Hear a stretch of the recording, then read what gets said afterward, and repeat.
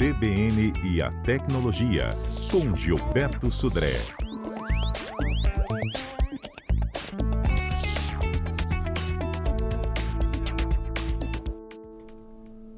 No Tecnologia de hoje tem um tema muito preocupante, os desafios da sociedade digital para as nossas crianças e os nossos adolescentes. Vou dando meu bom dia aqui para o Gilberto Sodré e temos uma convidada especial hoje também. É a Adriana Pérez, ela é coordenadora do Núcleo de Infância e Juventude da Defensoria Pública aqui no Espírito Santo. Bom dia para vocês. Bom dia, Fernanda. Bom dia, ouvintes da CBN. Bom dia, doutora Adriana. Obrigado aí por ter aceito o nosso convite para a gente bater um papo aqui sobre a infância, adolescência e tecnologia. Bom dia, Fernanda. Bom dia, Gilberto. Bom dia a todos que nos ouvem. É uma alegria participar. Eu que agradeço. Bom, Gilberto, deixo contigo aqui a abordagem, né? Qual é o nosso papel enquanto protetores, né? Desses acessos. Hoje está tudo na palma da mão, a gente sempre enfatiza isso, mas tem que ter controle.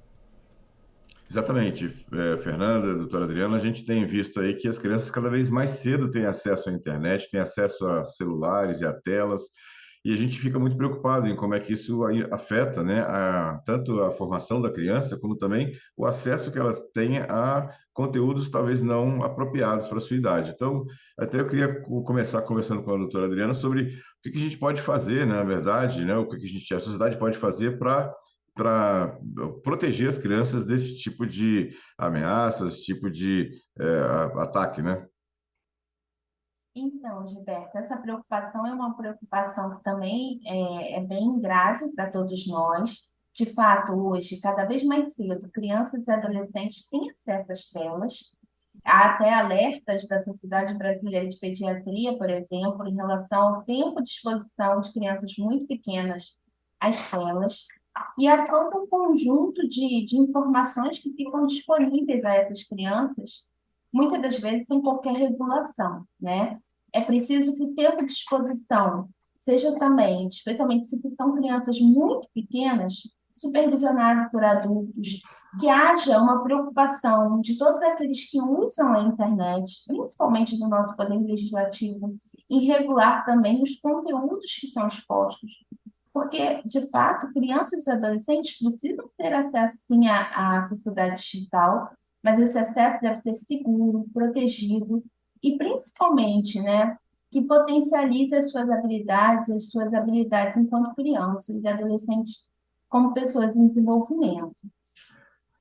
Essa questão, assim, ela afeta, obviamente, as crianças, mas ela acaba invadindo o espaço das crianças no seu dia a dia nas escolas também. Isso acaba refletindo em comportamentos nas escolas, correto?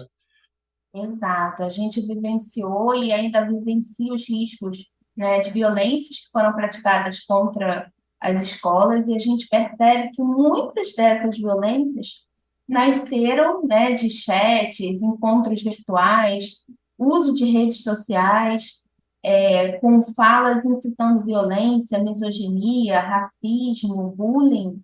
Então, é importante que esses espaços sejam acompanhados, porque, de fato, na internet é possível que muitas violências se perpetrem e que se estimulem também violências contra espaços importantes como a escola é.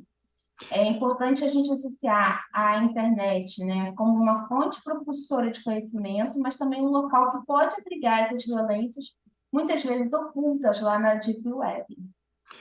A gente sabe que a tecnologia, ela ajuda, como até a doutora comentou, sobre a inclusão, né, dessas crianças no mundo, na parte de informação, conhecimento, né? E a tecnologia, ela pode ajudar de alguma maneira, né, a filtrar esse conteúdo, né, tão danoso às crianças. Mas a gente sabe que ela não é a solução completa de tudo. A gente tem também um papel importante dos educadores e dos pais nessa questão de educar, né? Como é que eles deveriam se posicionar em relação a isso, tanto os educadores como os pais? Então, Gilberto, esse tema é muito interessante porque a gente pensa que só regular a internet por si só eliminaria qualquer forma de violência. E hoje as pessoas, quando se aprofundam nisso, entendem que não basta só regular a internet, né? A internet é muitas vezes o canal de escape para violências outras que acontecem no mundo material. Então, é preciso que a gente capacite os educadores e até as próprias famílias para entenderem melhor o uso da internet, para perceberem sinais em crianças e adolescentes de alguma forma de sofrimento, de desconforto. É preciso também que a rede de proteção a crianças e adolescentes, que é composta de vários atores, dentre eles a Defensoria Pública, o Poder Judiciário, os conselhos tutelares, as redes de saúde e de educação, atuem de forma integrada e articulada. A solução para os problemas de violência que a gente vivencia, principalmente os iniciados na internet, perpassa por muitas mãos, né, unidas em prol de um único objetivo, que é proteger as crianças e adolescentes. Eu vejo assim, esse é um grande desafio, principalmente para os pais, eu diria, porque várias situações que eu já presenciei, em que as crianças muitas vezes têm muito mais domínio da tecnologia, da internet, do que os próprios pais. Então, isso acaba ficando até mais difícil para os pais se posicionarem em relação a isso. Exatamente, até porque a nossa geração não foi uma geração que se iniciou, né, no acesso digital. Eu tive acesso ao mundo virtual, por exemplo, já quase adulta. Hoje, crianças e adolescentes manuseiam com muita habilidade a tecnologia e elas têm acesso a muitas informações que não deveriam ser acessadas por elas, né? Eu acho que é importante essa conscientização dos pais, até por uma compreensão mesmo de como funciona esse mundo virtual, para que eles possam, com a responsabilização, né, da paternidade em si, exercerem esse acompanhamento, essa proteção às crianças e adolescentes. As famílias também acabam ficando muito vulneráveis. Basta nós observarmos que muitas delas, né, vivem em condições muito vulnerabilizadas também. Pais e mães precisam, às vezes, trabalhar muitas horas, precisam de muitos outros acompanhamentos da rede de atenção para que também se fortaleçam. Esse acompanhamento não pode ser uma responsabilidade só dos pais, mas perpassa também por uma atuação deles. Isso. Adriana e Gilberto, vou pedir um minutinho para vocês. A gente só vai para o Repórter CBN, continua esse debate. A gente está falando de acesso, né, à rede mundial de computadores. Eu queria incluir nesse debate também os aplicativos de conversa, né? Porque não só o que eles acessam, mas como que eles conversam nesses grupos. A gente volta já já, tá bom? Bom, já estamos aqui de volta. Gilberto Sodré, Adriana Pérez. Adriana Pérez é a nossa convidada de hoje. Ela é coordenadora do Núcleo de Infância e Juventude da Defensoria Pública aqui do Espírito Santo. E o debate em pauta aqui no nosso Tecnologia é crianças e adolescentes, os desafios da sociedade digital. Estamos de volta, Gilberto, Adriana. E eu coloquei nesse debate, gente, não só o que essas crianças e adolescentes pesquisam, mas com quem elas conversam. Essa é uma questão importante, Fernando, porque até muitos assediadores utilizam das redes sociais e dos canais de comunicação, como comunicadores instantâneos também, para exatamente fazer abordagem às suas propensas vítimas, nesse caso. E por isso que é importante também esse esclarecimento das crianças, imagino eu, sobre esse perigo ou os perigos de um contato com pessoas desconhecidas através da rede social. Adriana? Exatamente, Fernanda. E eu acho interessante a gente observar que essa ameaça de violência ela está mais perto do que se imagina, porque nos próprios jogos online, muitas das vezes, pessoas se aproveitam do chat, né, para passarem disseminações de ódio, violência sexual, inclusive, contra meninos e meninas. É importante também a gente observar que nas próprias redes sociais, né, TikTok, Instagram, Twitter e outras, a gente tem a disseminação de violência e discurso de ódio. A Defensoria Pública já há algum tempo se preocupa com isso, inclusive nós temos uma ação específica em face do Twitter por conta desse incentivo, né, a formas de violência. É interessante a gente observar que essa violência ela causa impactos muito profundos às crianças e adolescentes, inclusive incentivando a ideação suicida, violências praticadas por crianças contra elas mesmas, né? Tal grau de sofrimento em que elas se submetem. E isso é uma coisa que tem acontecido com reiteração nesses espaços. Muitas das vezes, o que aparentemente é só um espaço de diversão, lazer, se torna um local de assédio, de violência, de discriminação.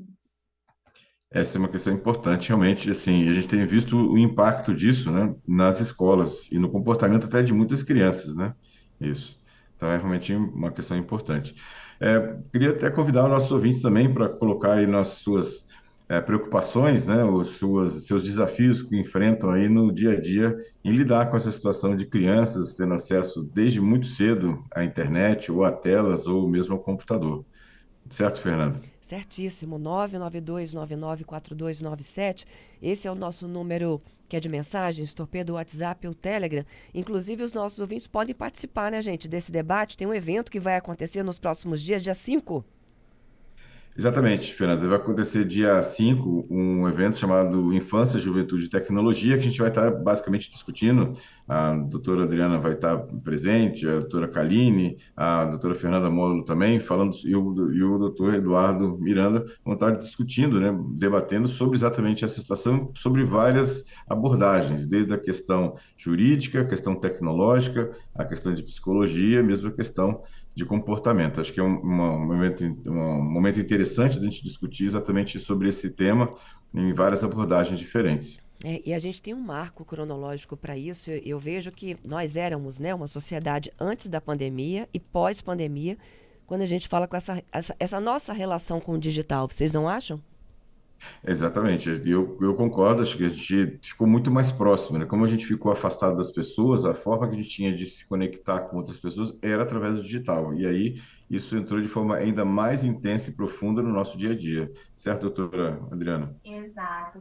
E outra coisa que é interessante é como a nossa forma de se relacionar até com o espaço da escola mudou, depois do mundo digital e principalmente depois da pandemia. A gente vivenciou um período, como o Gilberto mesmo mencionou, de muito isolamento e um período em que tudo era feito de forma online.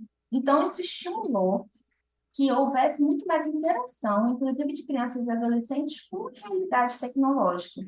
Mas, a meu ver, isso traz um outro retrato que é preocupante, que a Defensoria também tem seu olhar atento a ele, que é a exclusão digital. Hoje já se discute em várias pesquisas realizadas no Brasil e no mundo que o acesso de crianças e adolescentes ao mundo virtual não é de todo igual. Existe uma diferença grande, por exemplo, de quem acessa via celular e de quem acessa via um computador desktop. E a qualidade da internet também não é a mesma para meninos e meninas. Então, já se sabe que crianças em regiões periféricas, negras, muitas das vezes em uma região mais vulnerabilizada, têm mais dificuldade de acesso, em que pese seja a internet hoje um direito fundamental, né, que permite o desenvolvimento de várias potencialidades da própria cidadania dessas crianças e desses adolescentes. Isso é uma questão importante, doutora, assim, de a gente deixar claro assim, que a internet não é o mal da história, né? Ou seja, a internet é uma excelente ferramenta, ajuda na socialização, ajuda no conhecimento e na disseminação de informações e conhecimentos que muitas vezes nem teria acesso, a criança teria acesso ou o adolescente a isso, mas ela tem que ser usada de forma responsável, né? Essa que acho que é a mensagem importante agora. Exatamente. A ONU, por exemplo, coloca a internet como um direito essencial de crianças e adolescentes, convoca os países a estimularem e garantirem esse acesso. A internet ela é um espaço que empodera crianças e adolescentes, permite que elas exerçam na sua amplitude, né, direitos fundamentais. Ela é um espaço rico realmente de conexão, de conhecimento, de abordagem de contatos com o mundo que cada vez mais se torna um mundo virtual. A inteligência artificial, as plataformas digitais são realidades que vieram para ficar. E a criança ou adolescente que vai ser um adulto no futuro integrado com essa realidade tem que ser uma criança e adolescente que acesse o mundo virtual. Um grande desafio para todos nós é garantir que esse acesso se faça, né, de forma qualificada, com cuidado, proteção, que sirva de estímulo ao desenvolvimento e não que garanta violência. Eu acho que essa é a grande questão que envolve todos nós, desse acesso ser um acesso protegido, seguro e, acima de tudo, uma mola propulsora ao desenvolvimento infanto-juvenil. É isso. Perfeito. Adriana, muito obrigada, viu, por dividir conosco aí suas experiências e conhecimentos. Muito obrigada, Fernanda. Obrigada, Gilberto, também. Aguardamos todos no evento semana que vem, dia 5.